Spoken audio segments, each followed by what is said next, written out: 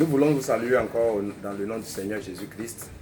Ce matin, nous voulons vous exhorter sur la Bible par rapport à tout ce que Dieu nous a conseillé de faire, par rapport aux instructions que le Seigneur nous a données. Nous allons prendre nos Bibles dans le livre de Apocalypse 1 à partir du verset 17. La Bible dit que quand je le vis, j'ai tombé à ses pieds comme mort. Il posa sur moi sa main droite en disant, ne crains point. Je suis le premier et le dernier. Je suis vivant au siècle des siècles. Je tiens les clés de la mort et du séjour des morts. Alléluia. Voici un message que le Seigneur nous donne dans le livre de la Révélation. La Bible dit que Jean l'a vu et Jean était dans une situation difficile, compliquée, parce que Jean s'est dit que c'était malheur pour lui de voir le Dieu Tout-Puissant. Mais il a posé sa main sur lui et il a dit, ne crains point. Car je suis le premier, je suis le dernier.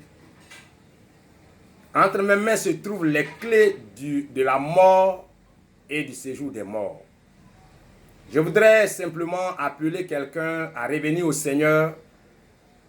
Si tu n'as pas encore fait la paix avec lui, c'est le temps de faire la paix avec lui, parce que ta vie est entre ses mains. Il détient les clés de la vie et les clés de la mort.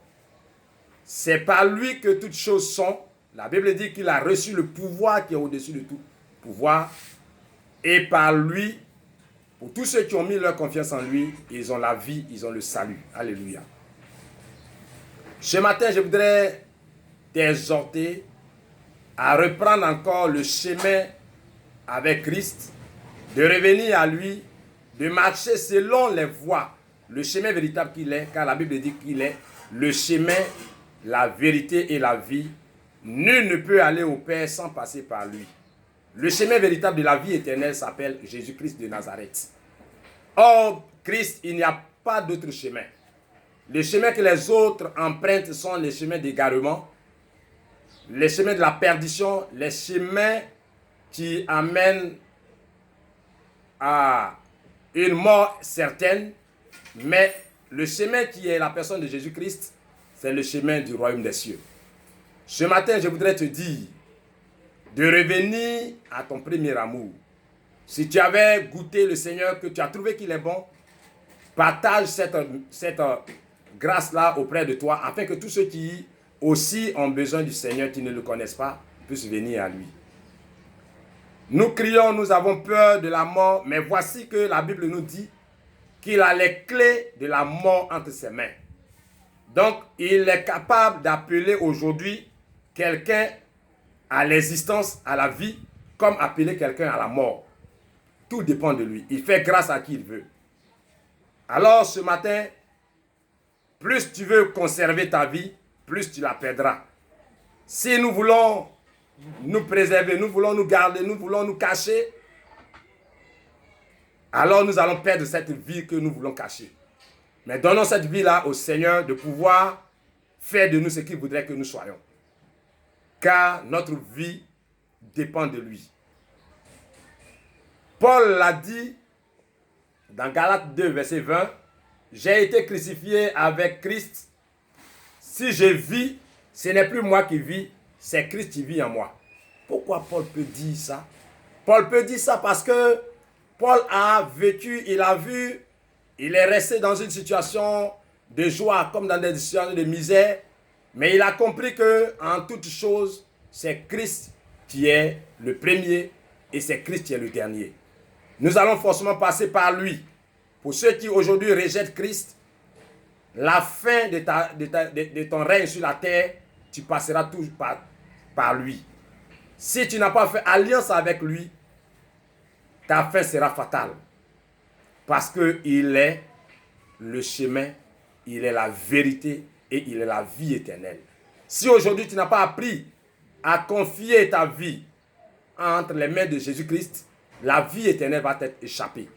Alors, prends soin de chercher véritablement le Seigneur.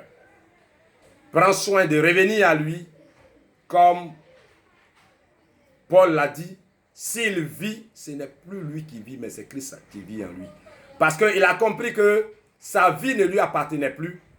Sa vie est entre les mains de Jésus-Christ de Nazareth, parce que c'est lui qui l'a fait. C'est lui qui peut lui donner tout ce dont il a besoin. C'est lui qui a sa vie entre ses mains. Et il est le garant véritable de sa vie. Alors si nous qui avions connu le Seigneur, nous qui avions accepté de marcher avec Jésus-Christ, si aujourd'hui nous nous disons non, nous allons vaquer à nos occupations terrestres, nous n'allons pas nous lever pour faire le travail que Dieu nous demande de faire, alors nous allons perdre cette vie. Nous allons perdre tout ce dont on a besoin, tout ce qu'on est en train de chercher, les vanités que nous sommes en train de chercher. Salomon lui-même a dit, dans son règne, il a vécu assez de temps de joie, assez de temps de vie. Il a connu assez de femmes. Il avait assez de concubines. Il a fait ce qu'il voulait faire. L'argent, il a utilisé. Mais au dernier moment de sa vie, il a demandé à quelqu'un, à chacun d'entre nous, de remettre notre vie entre les mains du Seigneur. Car tout ce que nous sommes en train de faire n'est que vanité. Il dit, il y a un temps pour pleurer, il y a un temps pour rire, il y a un temps pour vivre et il y a un temps pour mourir. Si le temps de mourir arrive, qu'est-ce que toi tu feras devant la face de Dieu? Si tu n'as pas mis ta confiance en ce Dieu merveilleux, en ce Dieu puissant, en ce Dieu amour, si tu n'as pas pris le temps de lui donner ta vie, qu'est-ce que tu feras demain? Au temps du jugement, qu'est-ce que tu feras? Il a envoyé Christ afin que tous ceux qui mettent leur confiance en lui, tous ceux qui croient en lui aient la vie éternelle, aient le royaume des cieux. Ne passe point en jugement, mais qu'ils passent de la mort à la vie. Alors ces paroles doivent nous interpeller, doivent nous amener à comprendre que la vie que nous sommes en train de mener, nous devons la mener avec assez de prudence. Parce qu'on s'est dit, aujourd'hui, lorsque nous voyons l'autre réussir, on veut forcément faire comme lui. Mais est-ce que vous savez comment il a fait? Sur quel chemin il est passé? Raison pour laquelle nous devons attendre le temps de Dieu. Nous mettre entre les mains de Jésus-Christ, nous mettre dans son plan, parce que le plan qu'il a pour nous, c'est un plan merveilleux. Il dit qu'il a des projets de bonheur pour nous. Si tu veux aller vite, aller avant le temps, mais tu perdras ta vie. Je voudrais te dire ce matin de t'accrocher au Seigneur. Je voudrais te dire ce matin de venir à Jésus-Christ de Nazareth. Parce que les clés de la vie sont entre ses mains. Les clés de la mort sont entre ses mains.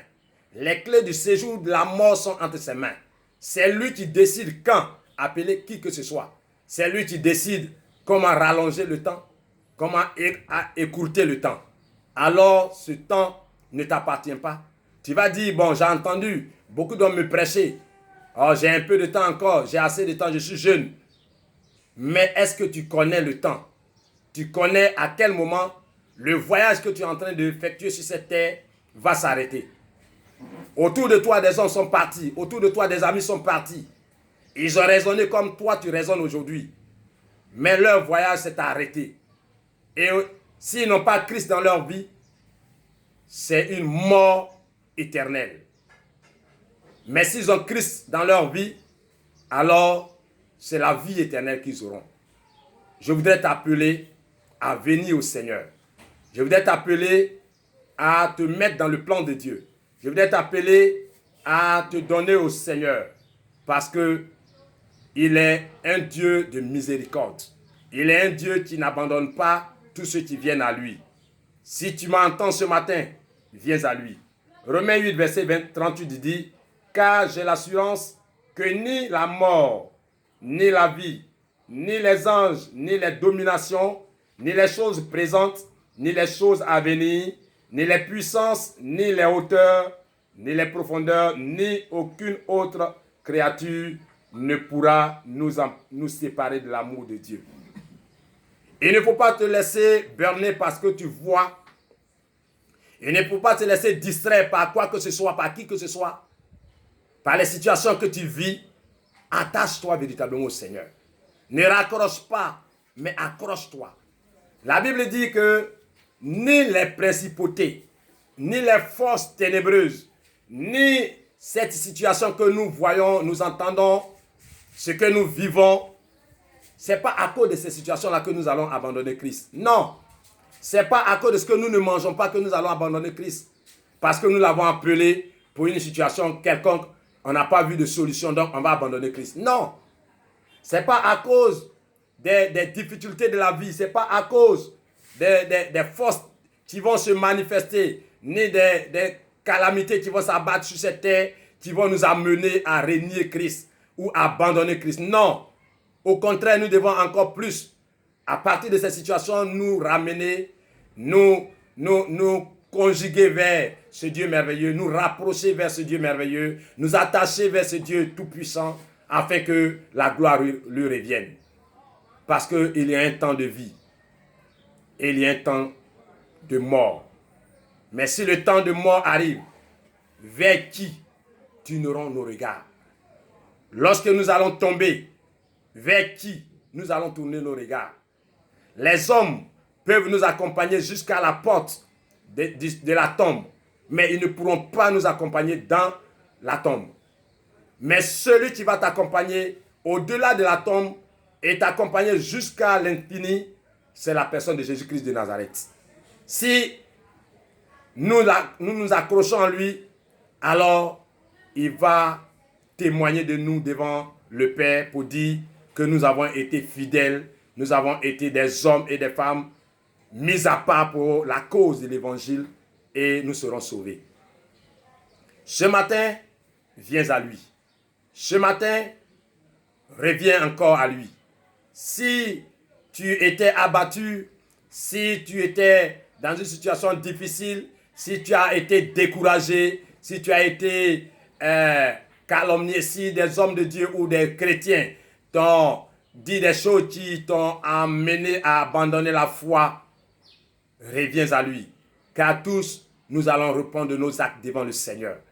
Personne ne passera outre le tribunal de Dieu, mais tout un chacun de nous, nous allons passer par là. Alors, ne regarde pas ce que tu as entendu, ne regarde pas ce que tu vis, mais regarde simplement à Christ crucifié à la croix. Il est ressuscité et il vit pour l'éternité. Et c'est entre ses mains que tout pouvoir a été donné afin que le monde soit jugé. Reviens à lui. Reprends la vie, le chemin véritable, le chemin de Christ, le chemin de la vie éternelle. Car lui seul pourra te donner la victoire. Il est le chemin du royaume des cieux. Il est venu sur cette terre pour nous montrer un exemple de vie. L'exemple de vie pour rentrer dans le royaume. Il nous a tracé le chemin. Par quel chemin nous devons rentrer? Nous ne pouvons pas rentrer par un autre chemin que le chemin qu'il nous a révélé.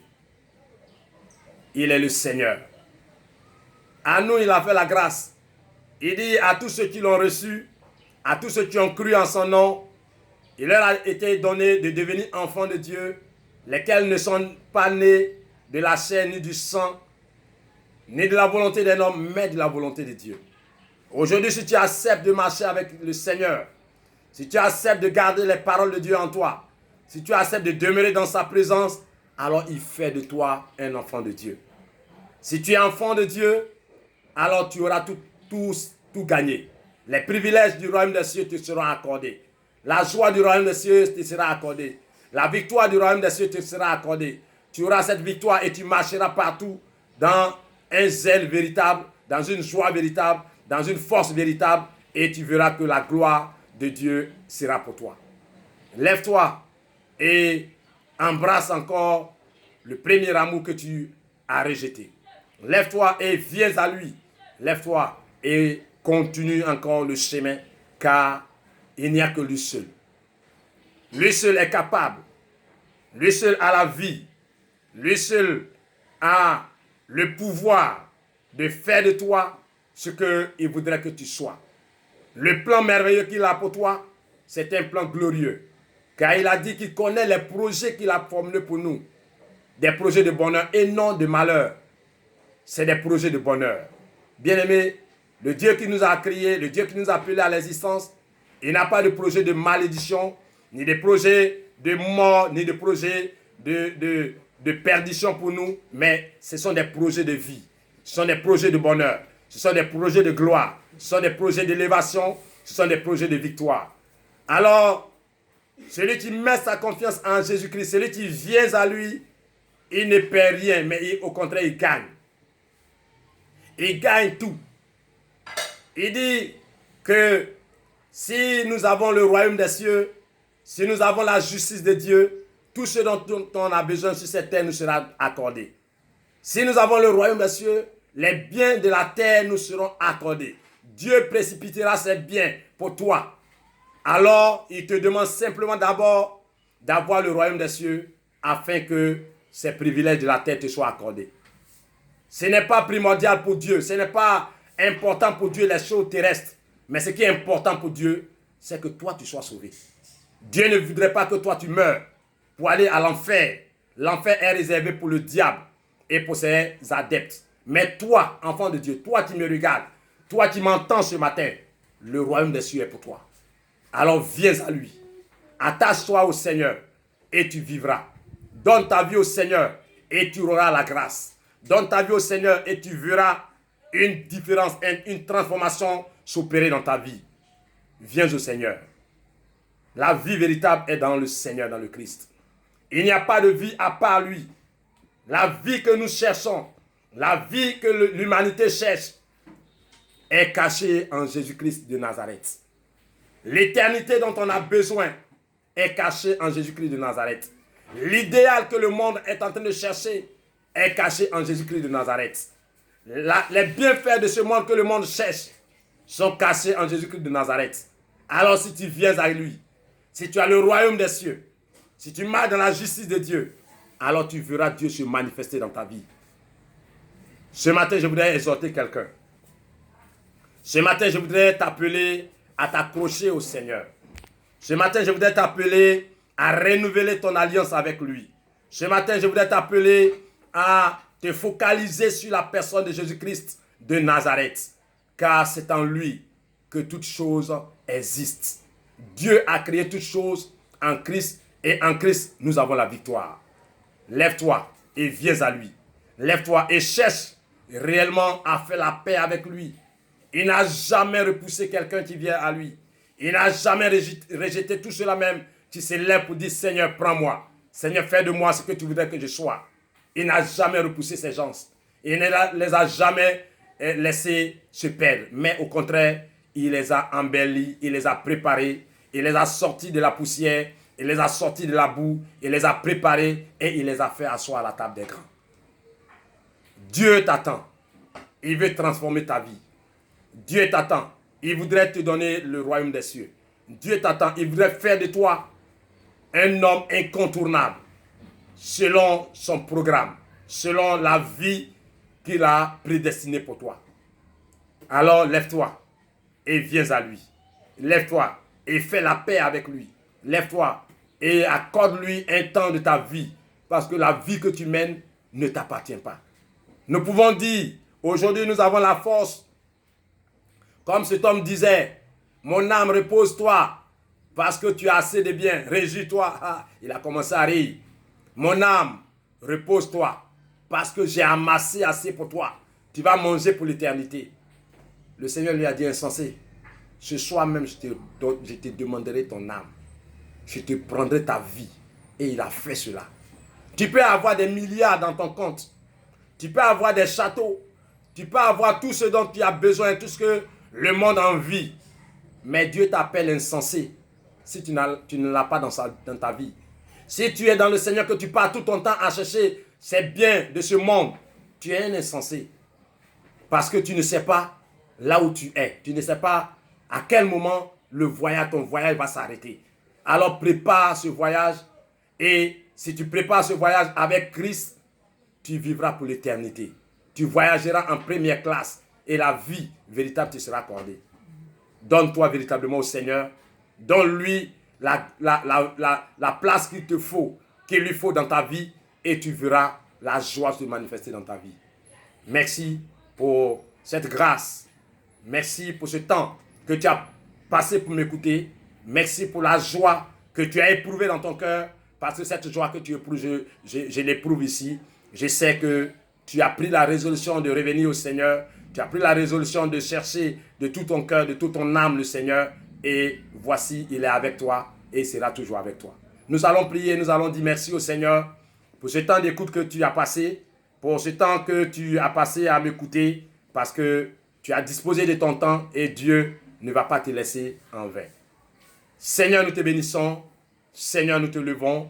Seigneur, nous glorifions ton nom parce que tu es Dieu, parce que tu es merveilleux. Tu es le premier et tu es le dernier. Celui qui t'a raté aujourd'hui, Seigneur, te trouvera demain. Mais nous voulons te trouver, Seigneur Dieu, partir avec toi dès maintenant et finir avec toi, Seigneur. Raison pour laquelle ce matin, nous crions à toi afin que, Papa, tu fasses grâce, Seigneur Dieu, à tous tes enfants, Seigneur Dieu, qui ont encore abandonné, Seigneur, tes voies. De leur donner, Seigneur Dieu, cette opportunité, cette grâce de revenir à toi. Que tout ce qui les fatiguait, Seigneur Dieu, les empêchait, Seigneur, de venir à toi, soit brisé, détruit. Et que seul, Seigneur Dieu, ta personnalité soit présente, Seigneur, dans leur vie. Nous prions que, Seigneur, de tous ceux qui sont malades, découragés, reçoivent, Seigneur Dieu, une grâce venant de toi. Que la maladie soit chassée de leur vie. Que, Seigneur Dieu, le découragement soit chassé de leur vie. Que tout esprit de découragement soit chassé de leur vie. Et que, Seigneur Dieu, une lueur de joie, de vie se manifeste dans leur vie maintenant là même. Tout cela même, Père, qui ont été blessés, Seigneur Dieu, par qui que ce soit, que les blessures, Seigneur, soient poncées par toi et qu'ils reviennent à toi, Seigneur Jésus-Christ de Nazareth. Que tout cela même, Père, qui étaient sous les lits des hôpitaux, qui attendent, Seigneur, la mort, à cause de ce que, Seigneur Dieu, tu tiens les clés de la mort entre tes mains, que les clés, que les portes du séjour des morts, Seigneur, soient fermées au devant d'eux et que la vie véritable, Seigneur Dieu, leur soit accordée, Seigneur, afin que, Père, ils puissent t'annoncer partout, qu'ils puissent rendre témoignage de toi. Nous te bénissons encore, Seigneur Dieu,